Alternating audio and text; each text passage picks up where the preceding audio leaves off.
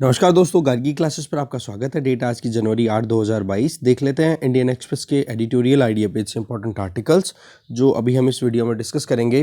देखो, ये वाला आर्टिकल है यहाँ पर प्रताप भानु मेहता जी के द्वारा लिखा हुआ।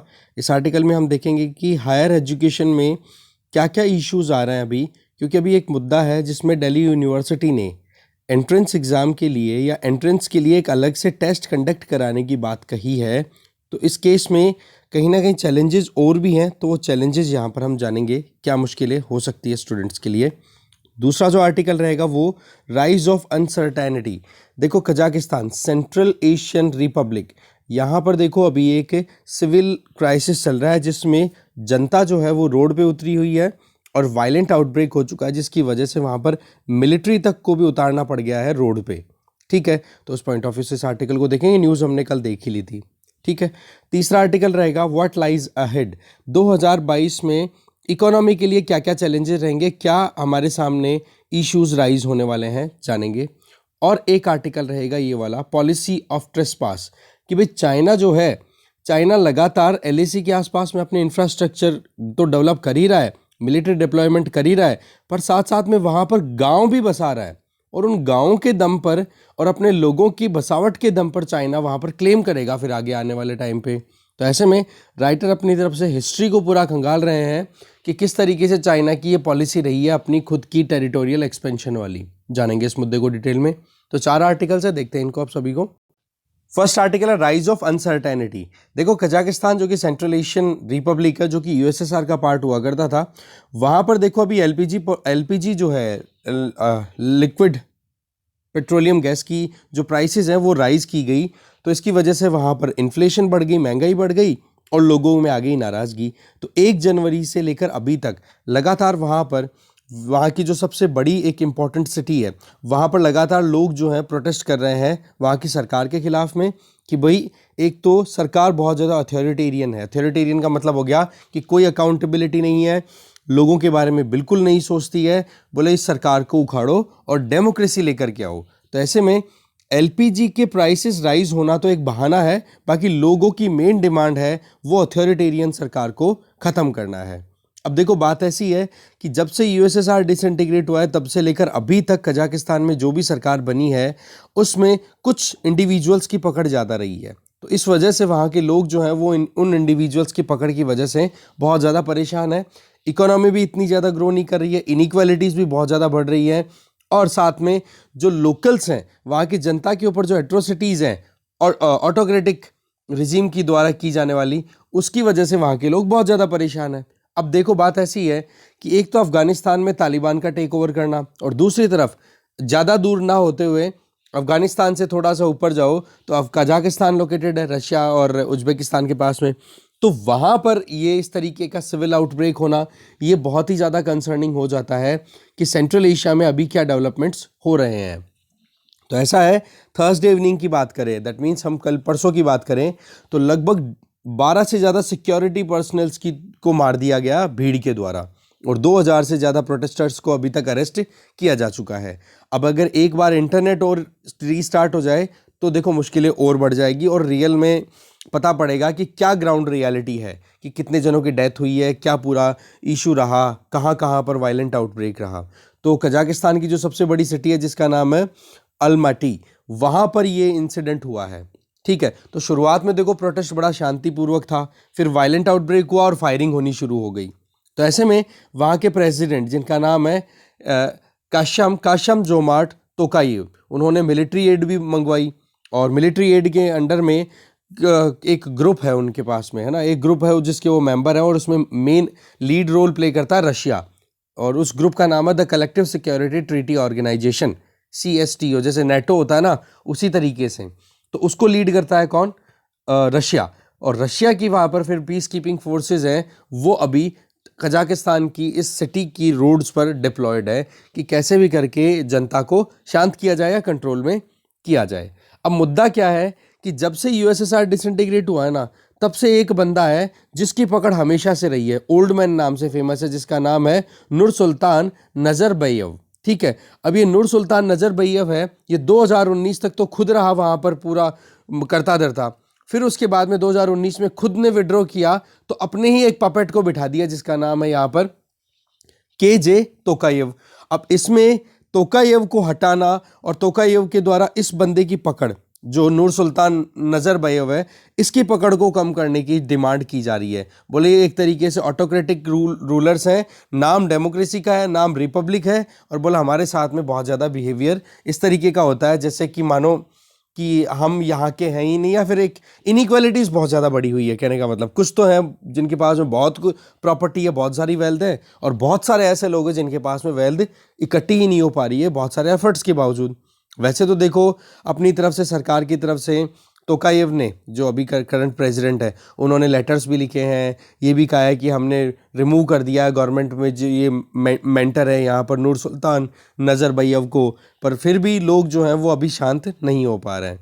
तो देखो बात ऐसी है, यूएसएसआर के डिसइंटीग्रेशन के बाद में जितने भी रिपब्लिक्स बने जिनको हम सेंट्रल एशियन रिपब्लिक्स बोलते हैं उनमें कजाकिस्तान एक ऐसा कंट्री है जिसके पास में सबसे ज़्यादा ऑयल मिनरल ऑयल जो रिसोर्सेज है वो अवेलेबल है।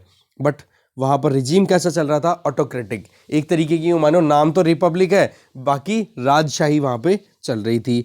तो इसके अलावा सोसाइटी बहुत ज़्यादा अनइक्वल है। अब एक चीज़ क्या होती है, जब महंगाई बढ़ती है ना तो महंगाई में कुछ लोग होते हैं वो तो पैसे वाले बनते चले जाते हैं और ज़्यादातर लोग गरीब हो जाते हैं, क्योंकि एक चीज़ को खरीदने के लिए ज़्यादा पैसा लगाना पड़ता है। पैसे भी कुछ लोगों के पास में ज़्यादा है, ऑयल रिजर्व बहुत है, पर ऑयल रिजर्व होने के चलते ही वहाँ पर जियोपॉलिटिक्स स्टार्ट हो जाती है। कैसे कि चाइना है अपने पड़ोस में, इतना ऑयल रिजर्व वाला कोई कंट्री अवेलेबल हो तो क्या उस पर अपनी कोई पकड़ नहीं बनाएगा? एग्जैक्टली बनाएगा। इसीलिए वहाँ पर अपनी इस नेबर को बहुत ज़्यादा अच्छे से रिकॉग्नाइज करते हुए चाइना ने वहाँ पर बहुत हद तक अच्छा खासा इन्वेस्टमेंट भी कर रखा है। पर हाँ, वहाँ पर पॉलिटिकल स्टेबिलिटी को इंश्योर करने के लिए फिर भी रशिया ही रोल प्ले कर रहा है। तभी तो बोला गया था, कल परसों हमने एक आर्टिकल देखा था, मतलब कुछ दिनों पहले, कि भाई हम यूक्रेन से बहुत कुछ सीख सकते हैं। कि भाई माना कि रशिया अपने आप में बहुत वीक है इकोनॉमिकली, पर फिर भी जो यूक्रेन जैसा एरिया है या फिर ईस्ट यूरोप की हम बात करें तो रशिया अपना बहुत इंपॉर्टेंट रोल प्ले करता है। और उसी चीज़ के लिए रशिया हमेशा डिमांड करता रहता है कि भाई हमें एक डिग्निफाइड रिकॉग्निशन मिलना चाहिए वेस्ट की तरफ से, है ना। तो आज अगर कजाकिस्तान में ये पॉलिटिकल इंस्टेबिलिटी आई तो रशिया ने इंटरवीन किया है वहाँ पर, क्योंकि मिलिट्रीली रशिया बिल्कुल भी वीक नहीं है, ठीक है ना। तो रशिया की इंटरवेंशन यहाँ पर देख सकते हो। ये बात सही है कि बीजिंग जो है वो इकोनॉमिक माइट है, अपने आप में बहुत स्ट्रांग है इकोनॉमिकली, पर सिक्योरिटी पॉइंट ऑफ व्यू से देखा गया तो रीजन में तो फिर रशिया का रोल ही आ जाता है। अभी देखो अफगानिस्तान के मुद्दे को लेकर इंडिया ने नेशनल सिक्योरिटी एडवाइजर्स की और फॉरेन अफेयर मिनिस्टर्स की जो मीटिंग बुलवाई थी, ठीक है, उसमें कजाकिस्तान के लीडर्स ने भी पार्टिसिपेट किया था। अब देखने वाली बात यह है कि एक तो दिल्ली की तरफ से रिक्वेस्ट भेजी हुई है कि 26 जनवरी को जो अभी होगा रिपब्लिक डे का सेलिब्रेशन, तो बोलो उस टाइम पर सेंट्रल एशियन कंट्रीज़ के जो लीडर्स हैं उनको बुलाया जाए। अब एक तो वो, दूसरा दिल्ली जो है वो अफगानिस्तान के मुद्दे को लेकर और वैसे भी अपनी जो एक रिलेशनशिप है सेंट्रल एशियन रिपब्लिक्स के साथ में इंप्रूव करने की कोशिश कर रहा है। तो देखने वाली बात यह है कि ज्योग्राफिकली सबसे बड़ा जो सेंट्रल एशियन कंट्री है उसमें अगर इंस्टेबिलिटी होती है तो फिर कैसे हम डील करेंगे इस पर्टिकुलर रीजन से। तो ऐसे में कॉम्प्लिकेशंस बढ़ेंगी और बाकी वो टाइम बताएगा क्या होगा। अच्छा, कजाकिस्तान का मैप मैंने कल शेयर कर दिया था शाम को, तो आप टेलीग्राम चैनल पे देख सकते हो जिसका लिंक डिस्क्रिप्शन बॉक्स में शेयर्ड है, ठीक है। तो वहाँ पर जाके आप वो मैप जरूर देख लें। आगे चलते हैं। लगे हाथ ही जियोपॉलिटिक्स से रिलेटेड एक और article, policy of trespass. Trespass का मतलब होता है इलीगली आप किसी की प्रॉपर्टी को ग्रैब करो। तो ये देखो अशोक कुमार जी के द्वारा लिखा हुआ आर्टिकल है। इनका ये कहना है कि चाइना में जब से, अब प्रीवियस सिविलाइजेशंस की अगर डिटेल में डिस्कशन करें तो एक कॉमन चीज़ दिखती है और दैट इज एक्सपेंशनिस्ट सिविलाइजेशन। हर जगह पे अपनी जो पकड़ है ज़मीन पर उसको बढ़ाने की कोशिश की है, जिसमें उनकी कल्चर का यूज़ करना और साथ में म्यूचुअल को एग्जिस्टेंस को कहीं ना कहीं अपने हिसाब से इस तरीके से डिज़ाइन करना कि नेबरिंग टेरिटरीज को वो पकड़ सके, ग्रैब कर सके, टेम्पर कर सके अपने हिसाब से और बिना कोई कंसेशन के। इसका देखो तिब्बत वाला एग्जाम्पल तो हम बिना कोई डाउट के अच्छे से जानते हैं। तो बात ऐसी है कि चाइनीज़ गवर्नमेंट की अभी जो टेंडेंसी दिख रही है जिसमें कि तिब्बत जिस तरीके से हमारे जो LSE हमारी जो शेयर होती है ठीक है, LAC के आसपास में जो डेवलपमेंट है, डिप्लॉयमेंट है मिलिट्री के, वो तो है ही, पर इसके साथ में विलेजेस को कंस्ट्रक्ट करना और वहाँ पर अपनी खुद की जो एथनिसिटी है, हान एथनिक ग्रुप जो है वहाँ का, उन हान्स को वहाँ पर ला करके सेटल करना, ये अपने आप में एक और चीज़ क्लियर करता है कि चाइना की ये जो सिविलाइजेशनल एक्सपेंशनिस्ट पॉलिसी है, बोले ये बिल्कुल चेंज नहीं होने वाली है। आज तिब्बत को देखो बिल्कुल ग्रैब कर लिया, इंडिया के साथ में टेंशन कंटिन्यू है, तो तिब्बत को तो एकदम बिल्कुल डिमार्केट ही टेंशन, मतलब डिलीनिएट ही नहीं होने दिया कि हाँ भाई तिब्बत हमारे से अलग भी है क्या। जब कभी भी नेगोशिएशंस हुए तिब्बत की जो इंडिविजुअल्स थे या लीडर्स थे उनके बीच में और चाइनीज स्टैब्लिशमेंट के बीच में, तो उन्होंने डिमार्केशन ही नहीं होने दिया बॉर्डर का, क्योंकि बॉर्डर डिमार्केट हो जाए तो फिर बाद में तिब्बत को कैसे ग्रैब करते। और इंडिया जैसे कंट्रीज के साइक पे स्ट्रेस डालते रहते हैं, टेंशन देते रहते हैं। तो ऐसे में किंग डायनेस्टी वहां पर हुआ करती थी, ठीक है। इस किंग डायनेस्टी को उखाड़ करके 1911 में जो क्रांति हुई थी उसके बेसिस पे रिपब्लिक गवर्नमेंट स्टैब्लिश होती है। फिर उस रिपब्लिक गवर्नमेंट को उखाड़ करके 1949 में माओ जेडांग की लीडरशिप में चाइनीज कम्युनिस्ट पार्टी की पकड़, वहां पर कम्युनिस्ट रिजीम वहां पे आ जाता है। तो इस तरीके से किंग डायनेस्टी, रिपब्लिक्स और ये कम्युनिस्ट पार्टी, 3 रिजीम आए, तीनों ने कोशिश नहीं की अपने बॉर्डर डिस्प्यूट्स को सेटल करने की। जबकि ब्रिटिशर्स के लिए बताया जा रहा है कि ब्रिटिशर्स के आर्काइवल रिकॉर्ड्स के हिसाब से हम देखें तो उन्होंने बहुत बार कोशिश की थी कि भाई चाइना के साथ में इंडिया की जो बॉर्डर्स हैं, बाउंड्रीज हैं, वो फॉर्मुलेट कर ली जाए। पर इन तीनों रिजीम्स में किसी ने भी वो जो प्रपोजल थे ब्रिटिश गवर्नमेंट के या ब्रिटेन के जो लोग यहाँ पर थे, उनकी बिल्कुल एक्सेप्ट नहीं किया उन प्रपोजल्स को। शिमला कन्वेंशन हुआ 1913-14 के बीच में, तब तो रिपब्लिक आ गई थी ना, जो आज ताइवान में सरकार चल रही है वो सरकार चल रही थी। उस सरकार ने बिल्कुल रिजेक्ट कर दिया और बोला कि हम तो नहीं मानते हैं, डिमार्केशन नहीं करेंगे बॉर्डर को। फिर उसके बाद में तिब्बत और चाइना की डिमार्केशन की बात आती है, उसको भी नहीं माना। क्यों? क्योंकि दिमाग में कुछ और ही चीजें चल रही थी ना, कि भाई किंग डायनेस्टी चाहे मानो, चाहे रिपब्लिक्स मानो, चाहे कम्युनिस्ट पार्टी मानो, तीनों की तीनों का एक ही तरीका था कि कैसे भी करके अपनी टेरिटोरियल रीच को एक्सपेंड किया जाए, बढ़ाया जाए। अब देखो अपनी जो पोजीशन थी, चाइना की जितने भी रिजीम हुए हैं उनकी पोजीशन रही मैक्सिमलिस्ट, कि ज्यादा से ज्यादा मेरा हिस्सा हो। इतना बड़ा है तो भाई इतना बड़ा हिस्सा है, इसमें ज्यादा से ज्यादा हिस्सा हमें मिले, ऐसा नहीं कि बीच से डिवाइड कर दो।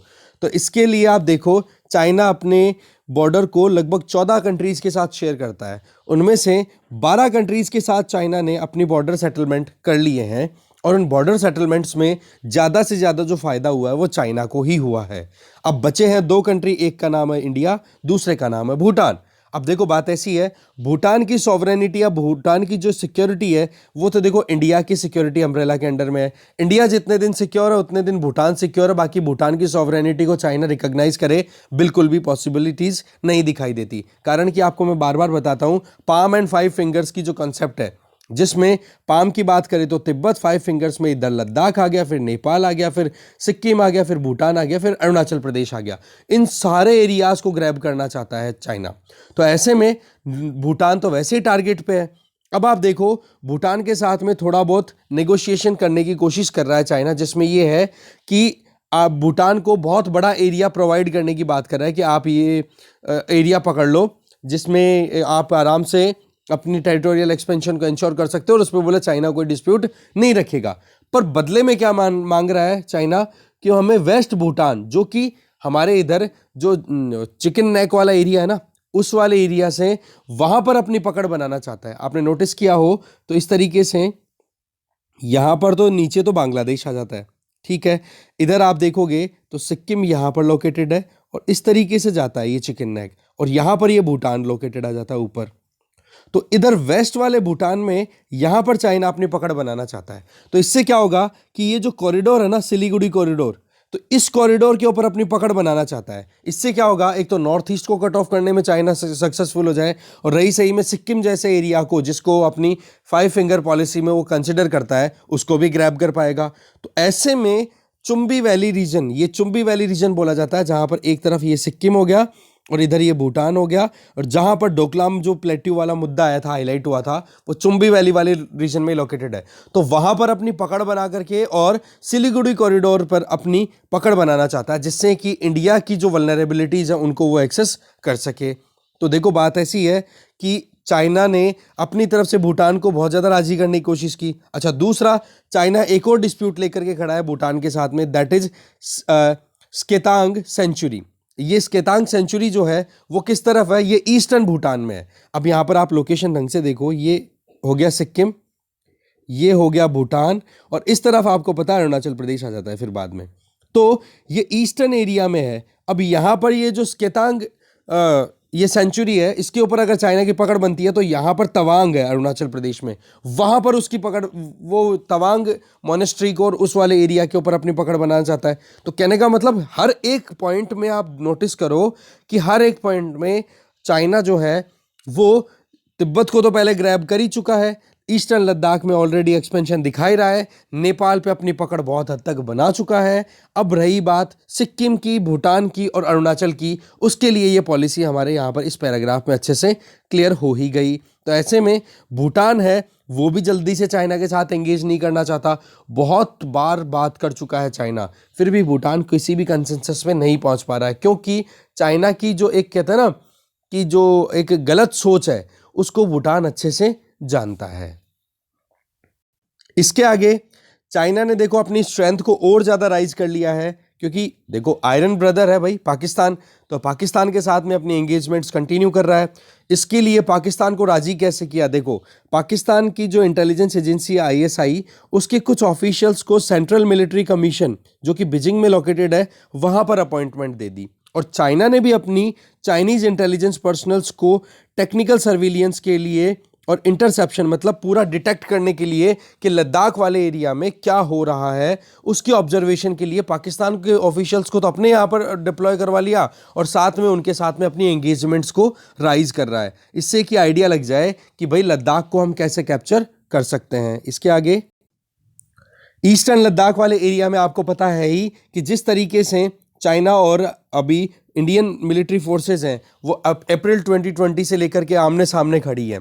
तो इसके पीछे कयास तो बहुत आए हैं, बहुत सारे एक्सपर्ट्स के अपने अपने ओपिनियन आए हैं, जिनमें एक तो ये था कि 2019 में 5 अगस्त को जब से इंडिया ने जम्मू कश्मीर का स्पेशल स्टेटस रिवोक किया ना, आर्टिकल 370 को इनएक्टिवेट करके, तो बोलो उसकी वजह से चाइना इस चीज़ को लेकर के और वहाँ पर अपनी एक्टिविटीज़ राइज कर रहा है। ठीक है, दूसरा ये कि जब से आर्टिकल 370 जो है एब्रोगेट हुआ इंडियन कॉन्स्टिट्यूशन का, तब से इंडिया भी जो अपनी डेवलपमेंटल एक्टिविटीज़ है वो लगातार बढ़ा रहा है, कम्युनिकेशन फैसिलिटीज़ राइज कर रहा है बॉर्डर एरियाज़ में, एलएसी के आसपास में, जिसमें रोड हैबिटाट भी डेवलप किया, रोड डेवलपमेंट भी हो रहा है, हैबिटाट मतलब सेटलमेंट्स भी क्रिएट कर रहा है और एयरफील्ड्स भी डेवलप कर रहा है, इसके लिए आर्म्ड फोर्सेस क्या आसानी से आ जा सके।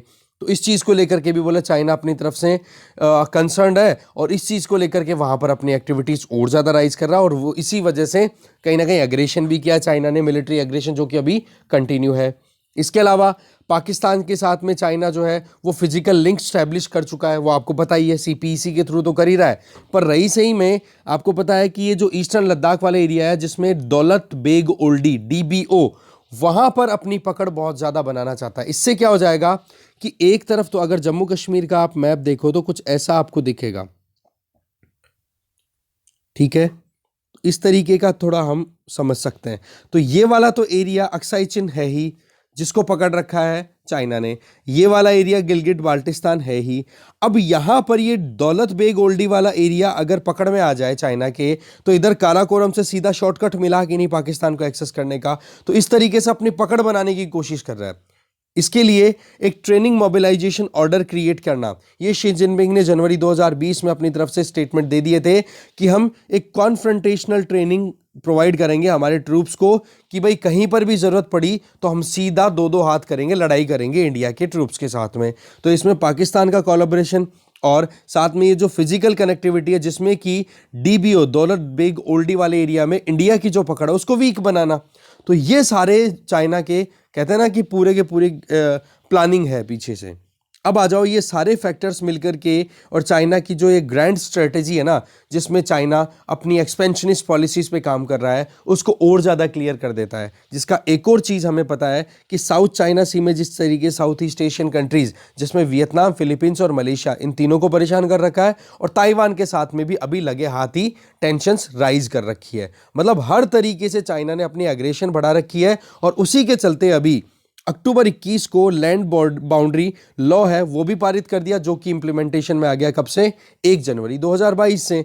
तो ये सिचुएशन क्या क्लियर करती है कि चाइना का किस तरीके से अपना ज्योग्राफीज को राइज करने का जो बिहेवियर है वो लगातार हो रहा है, जिसमें तवांग वाले एरिया की बात कर लो अरुणाचल प्रदेश में, या फिर ईस्टर्न लद्दाख की बात कर लो, या भूटान के साथ में बात कर लो। अब आप देखो कि एलएसी के अक्रॉस अगर देखा जाए तो वहां पर नए विलेजेस डेवलप कर रहा है चाइना, और साथ में उन विलेजेस को डेवलप करने के पीछे का जो मेन मुद्दा है वो आपको पता ही है कि वहां पर ला करके सेटल करेगा किसको, हान कम्युनिटी के लोगों को, जो कि चाइना में डोमिनेट करती है। अब हान कम्युनिटी के लोगों को वहां पर डोमिनेट करे, विलेजेस सेटल कर देंगे, और फिर कहेगा भाई यहां पर तो हमारे खुद के लोग रहते हैं, ये तो हमारा है एरिया। तो इस तरीके से केवल आप लड़ाई लड़कर किसी टेरिटरी को ग्रैब करो, यही एक तरीका नहीं होता है। आपको विलेज स्टैब्लिशमेंट भी करने होते हैं, हैबिटाट भी डेवलप करना होता है, तब जाकर के कुछ होता है। देखो तिब्बत को जिस तरीके से टेक ओवर किया है ना, आज तिब्बत में तिब्बतन जो पॉपुलेशन है वो तो हो गई माइनॉरिटी में, और दूसरी तरफ हान पॉपुलेशन है वो हो गई राइज में, इसलिए वो क्लेम करने में बिल्कुल भी नहीं चुका। और आज वहां पर जो एलएसी के अक्रॉस अगर बात करें, अरुणाचल प्रदेश के पास वाले एरियाज में, एग्जैक्टली बोलो वही चीज वहां पर कर रहा है। अब होगा क्या, वहां पर अपने खुद के विलेजेस तैयार कर लिए, एक हाइपोथेटिकल प्रोसेस हो गया कि ये भाई हमारे लोगों का के गांव है।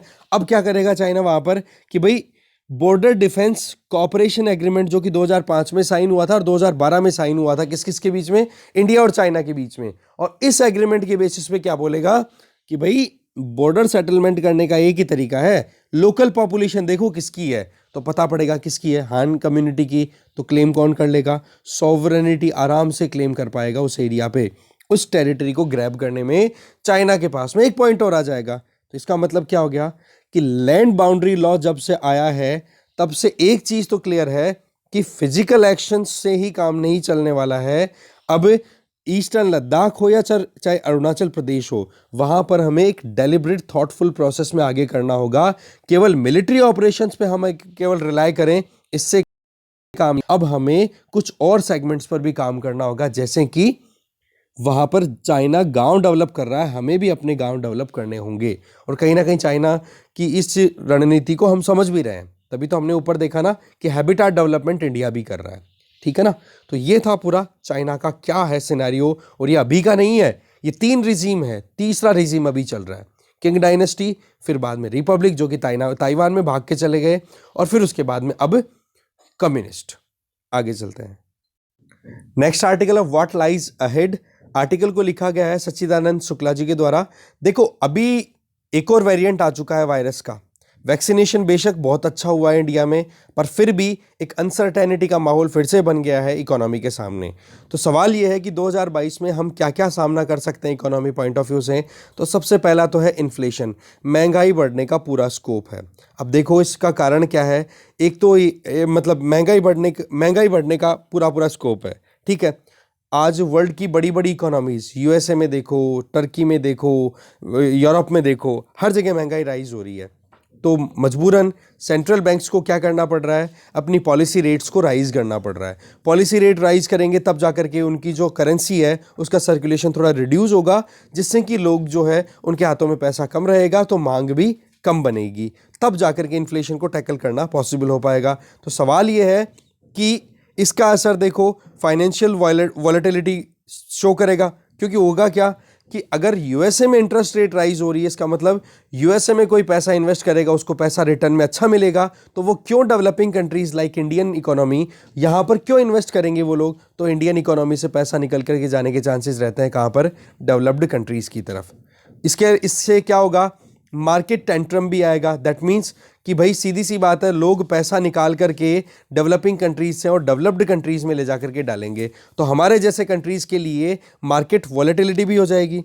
दूसरी तरफ अगर देखें अभी तक कि वेल्थ पर इफेक्ट भी देखें तो इसका नेगेटिव इफेक्ट जाएगा, क्योंकि सीधी सी बात है कि मार्केट में इन्वेस्टमेंट आएगा तभी तो लोगों को रोजगार मिलेगा, तभी तो इकोनॉमी में कुछ सर्कुलेट होगा। अब इन्वेस्टमेंट ही कम हो रहा है, जैसे कि हम ऑलरेडी बहुत बार देख चुके हैं कि हमारे यहाँ पर डोमेस्टिक इन्वेस्टमेंट ने कहीं ना कहीं लाज बचा रखी है, बाकी फॉरेन इन्वेस्टमेंट जिसमें फॉरेन पोर्टफोलियो इन्वेस्टर्स हैं, एफपीआईज हैं, वो तो बहुत जल्दी पैसा निकाल लेते हैं। तीसरा है लेबर शॉर्टेज। अब सीधी सी बात है, आज की परिस्थितियों में जो इन्फ्लेशन की कंडीशन बनी हुई है ना, उसके पीछे कारण है सप्लाई डिसरप्शन।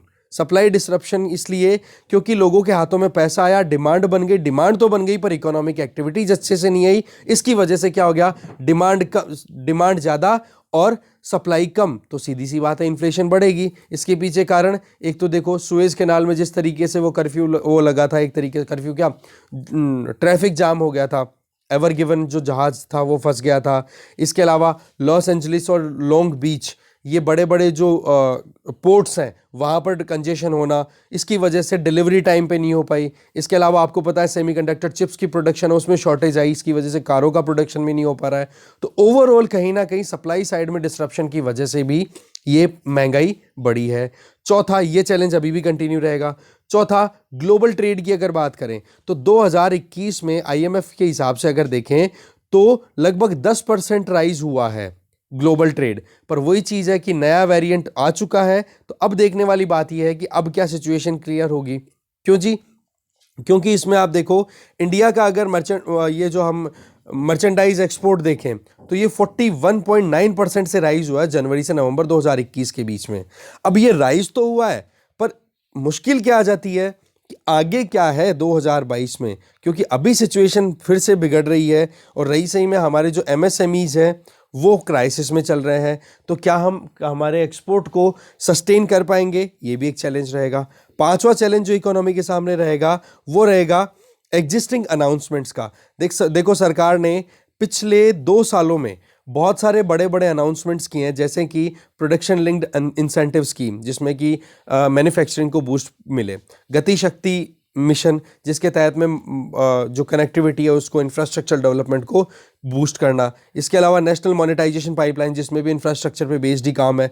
तो बोले ये ऐसे बूस्ट है जो कि कंटिन्यू करना ज़रूरी है, पर वही चीज़ है कि सरकार कैसे कंटिन्यू करेगी, सरकार के पास में पैसे की कमी आ जाएगी अगर इकोनॉमिक एक्टिविटीज़ रुक जाएंगी। दूसरी तरफ अगर सरकार पैसा खर्च करती है ना, तब जाकर के प्राइवेट सेक्टर को भी कॉन्फिडेंस आएगा कि हाँ हमें भी पैसा खर्च करना चाहिए, जिसको हम बोलेंगे क्राउड इन।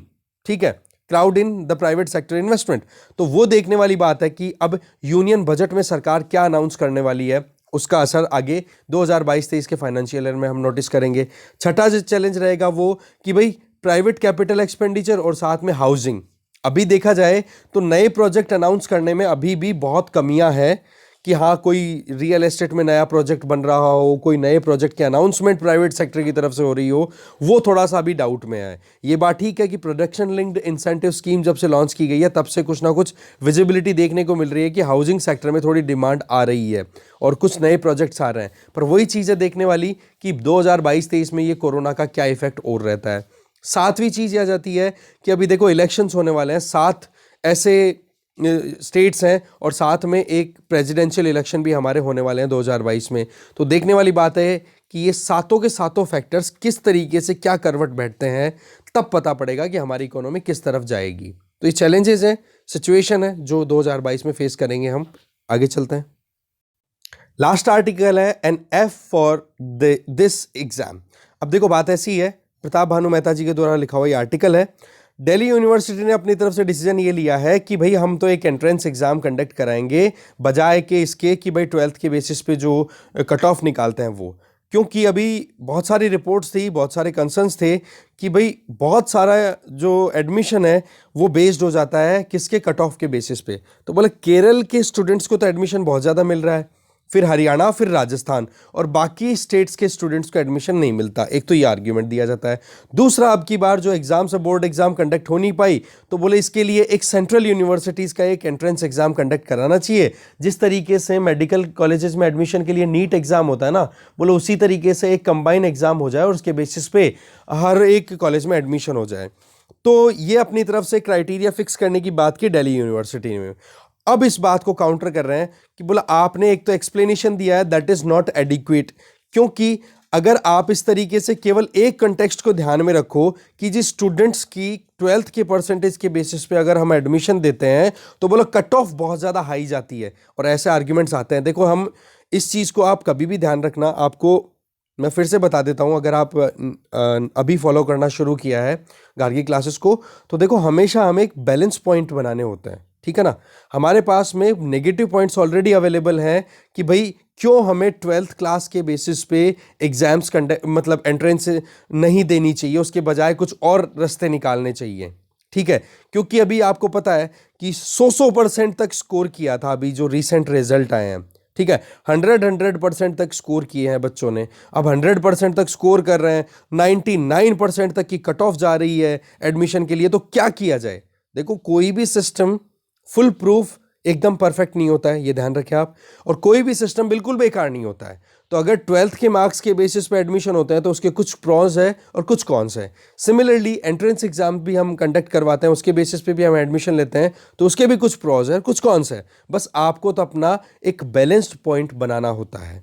ठीक है, और सरकार को फेवर करते हुए जवाब दो और फिर उसके बाद में जो कमियां हैं उनके लिए सजेशन दो।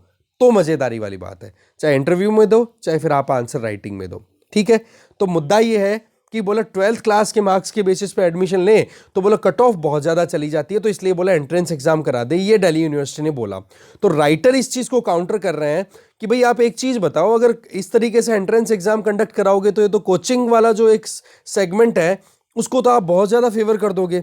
बोले जिस तरीके से नीट एग्जाम होती है और उसमें जो कोचिंग्स है वो कितने फ्लॉरिश हो रहे हैं, तो बोले ये कोचिंग कल्चर और राइज हो जाएगा।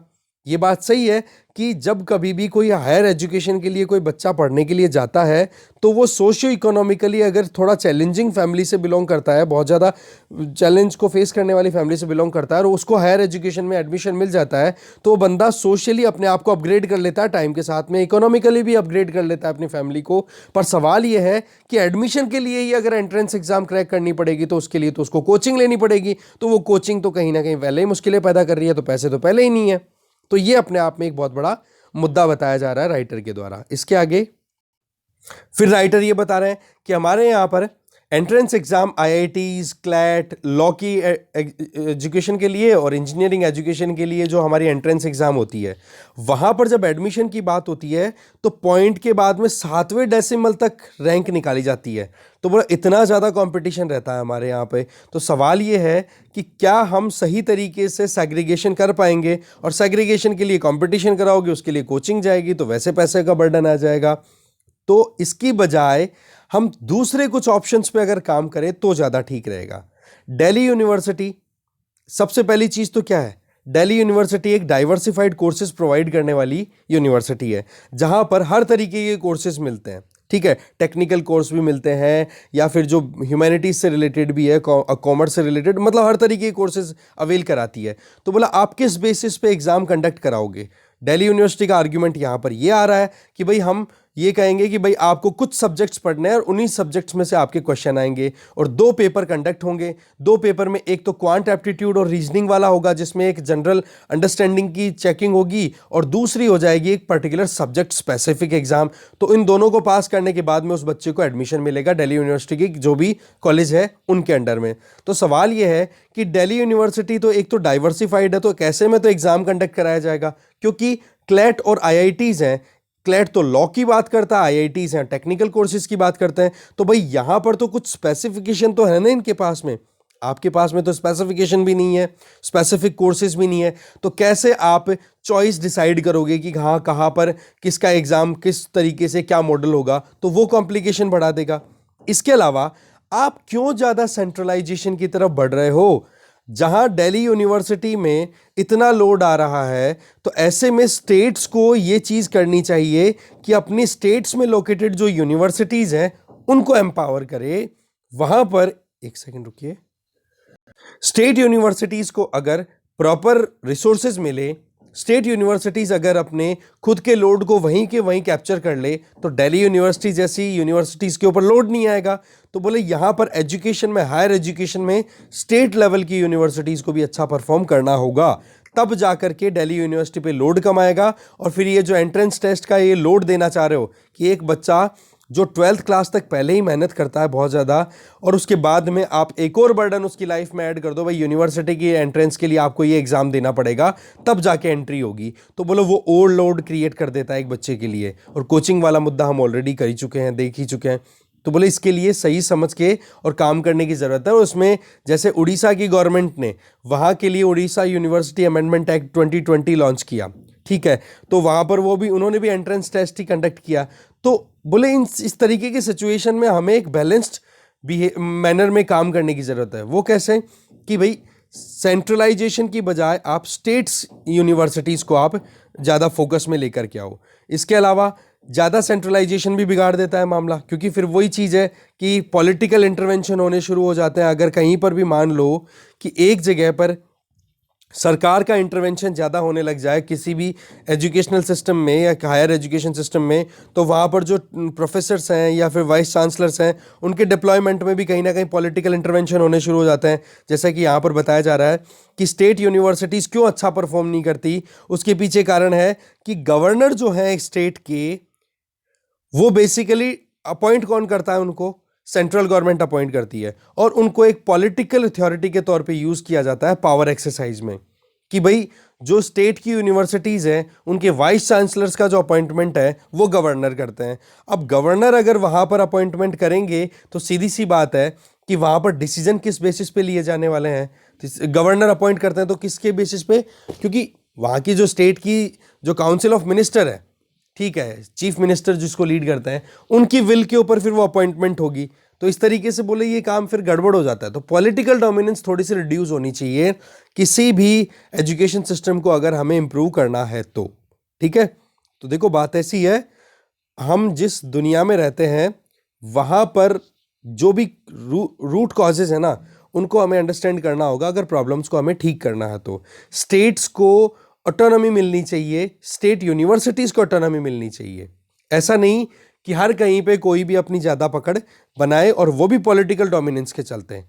तो ये कुछ सजेशन भी थे कि कैसे भी करके हमें ठीक करना होगा।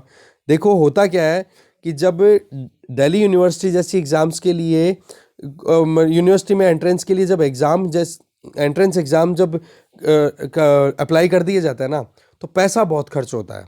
ठीक है, दूसरा कि जो हम चाहते हैं कि हाँ वाकई में जो कोचिंग वाला जो कल्चर है वो रिड्यूस हो, तो वो कहीं ना कहीं बढ़ता चला जाता है।